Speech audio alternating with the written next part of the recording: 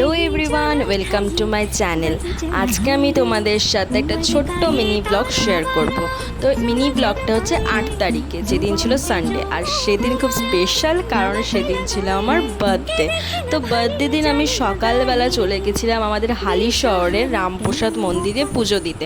তো তোমরা অনেকেই রামপ্রসাদ মন্দির হয়তো চেনো, আর অনেকেই হয়তো গেছো।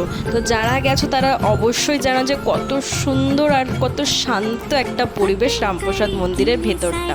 তো আমি সেখান থেকে আমার বার্থডের দিনটা শুরু করলাম। কে কে রামপ্রসাদ মন্দিরে পুজো দিতে গেছো অবশ্যই জানিও।